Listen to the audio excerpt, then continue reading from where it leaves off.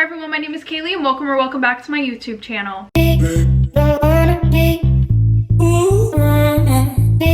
Okay everybody, hello, happy Saturday. I hope that you all are having an amazing day. Other than that, let's get into today's story time. I'm gonna bring you guys up close. There we go. By the way, I have started doing my own nails at home and this was my first time ever doing designs. I don't think they look the worst in the world. One of them did fall off, but it's been 2 weeks, so I'm not actually that mad at it. I tried making a spider, but this low-key just looks like the cockroach that goes and sits in front of the door whenever Coraline tries to leave the other mother's world. But yeah. Okay, so for those of you who may be new here, I'm going to do my quick usual little rundown. For most of the video, I'll be looking in this direction because my mirrors are in here and I would like to see what I'm doing. I do tell these story times in a first person point of view, so if you don't like that, then you can leave. There's the door. There's the door, bitch!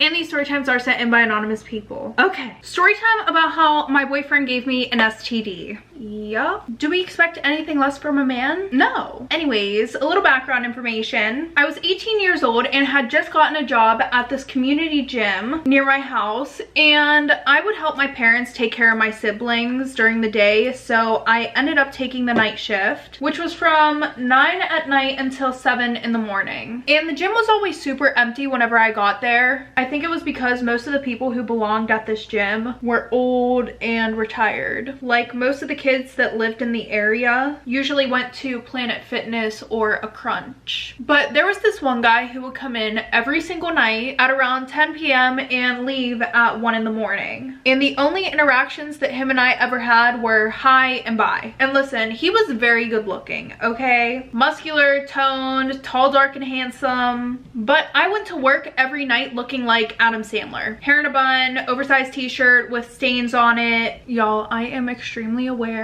that this foundation does not match, but leave me alone. Just leave me alone, okay? Just leave me alone. Thank you. Basketball shorts and some white shoes that look like they have been dragged through hell and back. So my confidence anytime that I saw this man would plummet. Also, he would never really pay attention to me. Anytime that he would walk in, he would scan his card, say hi, and just go straight to working out and then leave. So you can imagine my surprise when a month goes by, I'm at work playing on my phone per usual, and he comes up to the front desk and just starts talking to me out of nowhere. I mean, I'm not gonna lie, the conversation started off really embarrassing at first because he was like, hey, I just wanted to let you know that there's throw up over by the treadmills. And I'm like, wow, thank you.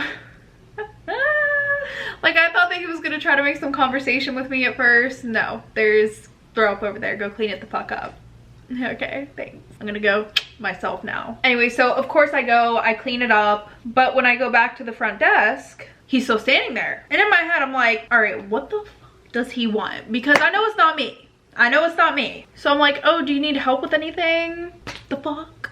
And he just says no, very casually. And then I'm like, oh, okay, the fuck? And then out of nowhere, he goes, do you ever get scared working here this late by yourself? And I'm like, I mean, not really because of the security. Which was true, because one of the biggest things that made me not mind working here so late by myself was the fact that we had a Ring doorbell system. Like, the doors weren't just always unlocked for people to walk in the building. And then he goes, yeah, but like, what if a really creepy member just like came in and abducted you? And I'm sitting there thinking to myself, well, Charlie, I never fucking thought of that. But now that you're standing here asking me this, bringing it to my attention, I'm starting to think that you're that fucking weirdo. You're that weird member. Cause who the fuck says that to an 18-year-old girl working in a gym by herself at 2 in the morning? Like, thanks for making it weird. But obviously I did not say any of that out loud. But the way that I was looking at him definitely made him start to rethink the fact that he just said that, because immediately he was like, oh my gosh, I promise I wasn't saying that to be creepy. I'm not trying to say that to scare you. I'm so sorry. That's just something that would be going through my head if I was a girl who worked alone this late. And I'm still just staring at him like, and then he was like, okay, well, I'm gonna go. I hope you have a good night. So after that, every night when he would ring the doorbell, it became kind of like our little inside joke, because I would be like, I don't really know if I want to let you in. You might try to abduct me. And then he would say something flirty back along the lines of, well, why don't you find out? Like, is there something wrong with me for thinking that that was cute and flirty?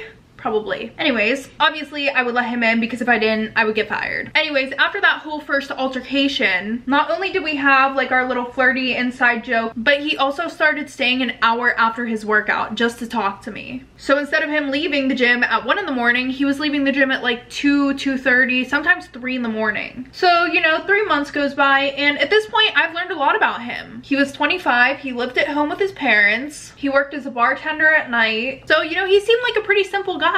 And if I'm being honest, during those 3 months, I got pretty attached to him because we would talk about literally everything. We would talk about our childhood, we would talk about old relationships, just everything extremely personal. Also, I think another part that really made me attached to him was the fact that I had never been in a relationship before. I mean, except for those like 1-month relationships in high school. But in my head, I'm thinking to myself, oh my gosh, he is staying at the gym until 2 and 3 in the morning just to talk to me. I must have a really special place in his life. Because what guy do you know takes away from his own sleep schedule when he has so much shit going on just to spend time with you? I really wish I had friends during this time who could have told me, hey bitch, that's bare minimum.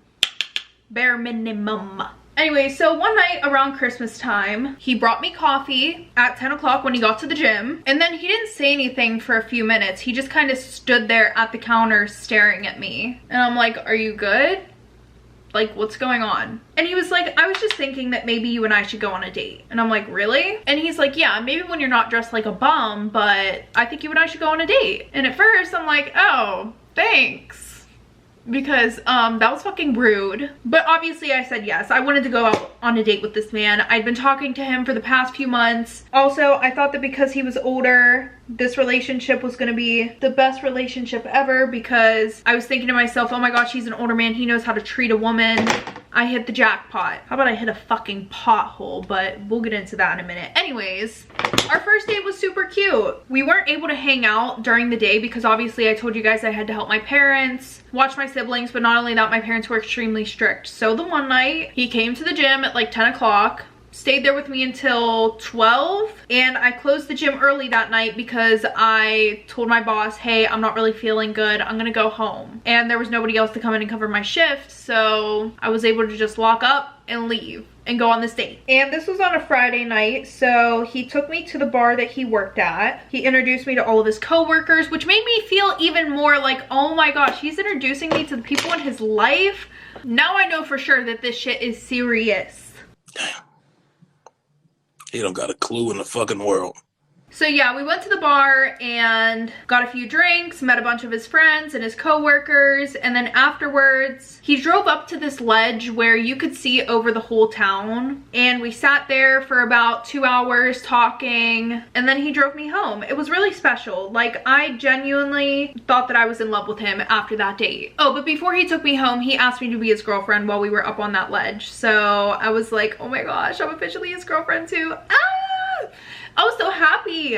When he would come to my work, he would bring me snacks and coffee, and he would kiss me goodbye. Sometimes during the day when I wouldn't be able to leave my house, he would order me pizza just because. But the one part of this that was making me nervous was the fact that I had never slept with anybody before. I mean, are you surprised? I barely leave my house. My parents are strict. I have an overnight job.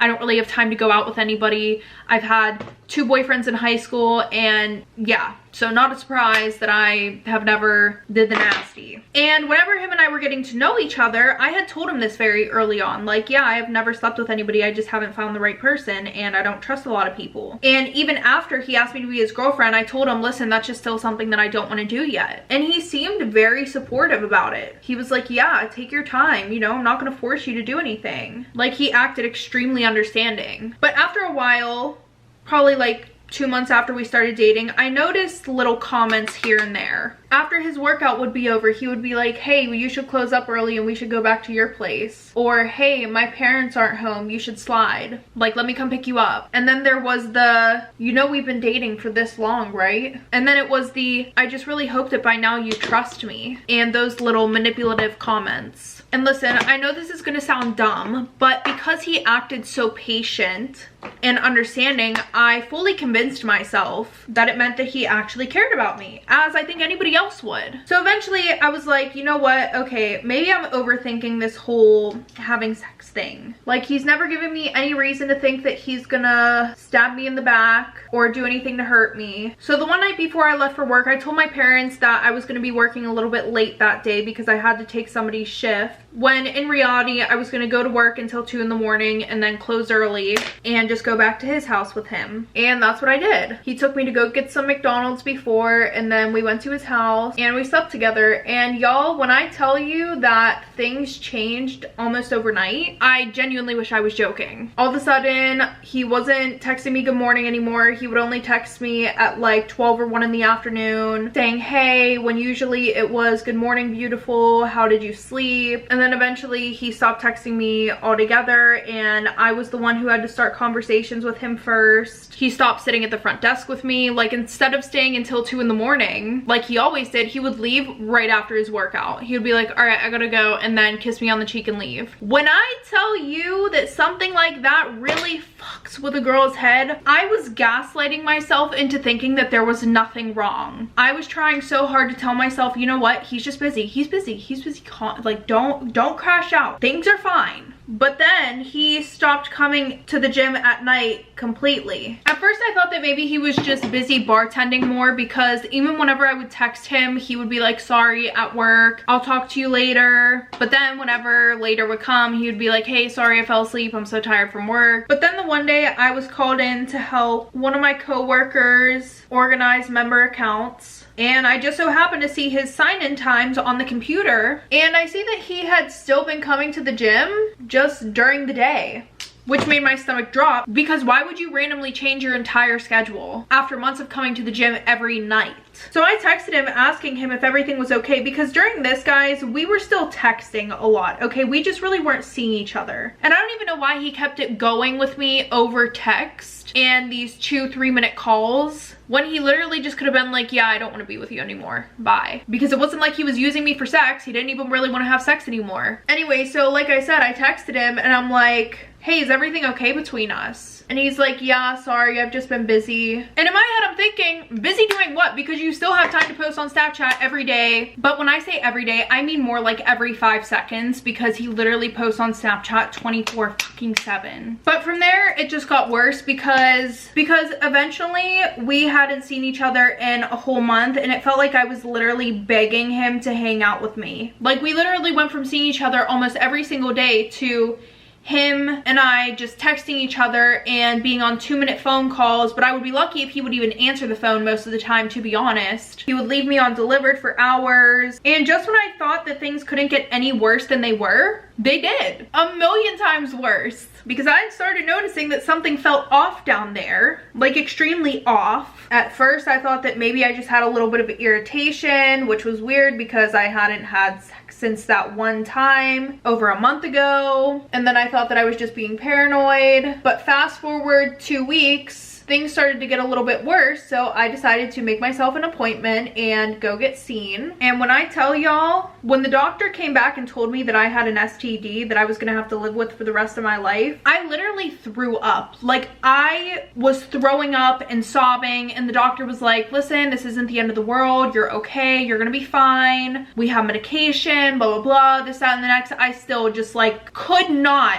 believe that this is what I was dealing with now. Because what do you mean that I have an STD that I'm gonna have to live with for the rest of my life when I only had sex with one person? Like, I swear, I have to have the worst luck ever to finally decide, you know what, let me lose my V card, and then all of a sudden, the universe is like, and here you go, here's an STD. I'm tired of this, Grandpa. That's too damn bad! So yeah, the worst part is, when I confronted him, I didn't even tell him right away that I tested positive for an STD, because I wanted to see if he would admit to anything. Like, I already knew that he had been lying to me, and I had a feeling that if I told him about this, he would just be like, well, how do I know that I didn't get it from you, blah blah blah blah blah. And I just was not ready to deal with that. So yeah, I text him and I'm like, hey, are you cheating on me? And this was about the only time that I ever get a response back from him immediately. He's like, no, why would you think that? So then I start getting in my own head and I'm like, okay, maybe he had it before and he just didn't know.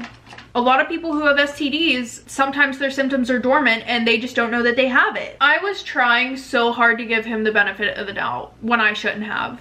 But I just didn't want to believe that I had been played that bad. Anyway, so a few nights later, I had finally stayed over his house for the first time in 2 months. And I think the only reason why he agreed to hang out with me was because he knew that if he didn't, I was basically gonna break up with him. We did end up doing the nasty that night. Yeah, I know I should have said no and I should have just broken up with him, but listen, I don't know. I just don't know. Okay. Anyway, so he fell asleep before me and his phone was sitting on the charger next to the bed. And listen, I know that going through somebody's phone is toxic, but do I even really have to explain myself in this situation? I don't think that I do. Cause fuck whether it's toxic or not. I went through that fucking phone. Yes, I did. Dumbass had no password on it, but I wish that he did have a password on it because I wouldn't have seen all of the shit that I had seen. Like what I found on there genuinely traumatized me. There were messages with so many girls. Some of them were recent. Some dated all the way back to when him and I first started talking. He was calling all these girls beautiful, asking them if they wanted to hang out. And I literally saw that some of the text messages that he was sending to these girls, he would copy and paste and send to other ones, even including myself. And then I opened up his camera roll and I felt sick to my stomach. There were videos of him at parties with half-naked girls hanging all over him. Videos of him snorting lines off of naked girls. And way worse things on there that I'm just not gonna say. And I think the worst part was when I was looking at the date of one of these videos, it was one of the times where I was like, hey, I can close early tonight and we can hang out, and he told me that he couldn't because he had work early in the morning. And the video was him at the bar that he worked at snorting lines off of a naked girl. So yeah.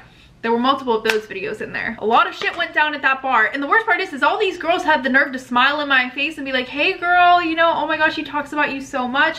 Does he talk about me while he's snorting lines off of you or when he's licking alcohol off of your tits? Because fuck you. So I just sat there staring at his phone in shock. And that's when I decided to grab my shit and call an Uber home. Yes. The worst part was we lived in low-key a small town, so the Uber took like 40 minutes to get there. And the worst part is I had heard these stories about girls going through their man's phone in the middle of the night and just sitting there crying while their boyfriend is asleep, not giving a shit. And I just realized I was one of those girls. So then at like 1 o'clock in the afternoon, I get a text from him asking where I went, but I never answered him and he never texted me back after that message, so I guess he really didn't give a fuck. A week later, I had blocked him on everything, figuring I would literally never see him again because he had stopped coming to the gym at night, which to be honest made my life easier because I didn't have to see him. And every time that I even thought about him, I felt physically sick. But about 2 months later, the gym hosted this members appreciation event and all the employees had to work it no matter what shift you were. But they had little games set up, they had free smoothies, raffles, and all this stuff. I got stuck working the concession stand with some girl, Kelsey. Now, I knew Kelsey because I had worked one time with her during the day shift, but we were never close. So while we're standing there handing out snacks, I see the one and only Charlie walk in with 3 of his friends. And my stomach dropped immediately. And then out of nowhere, Kelsey leans over towards me and she's like, hey, do you see that guy over there? And she points at Charlie. And I'm like, yeah, kind of. I've seen him come into the gym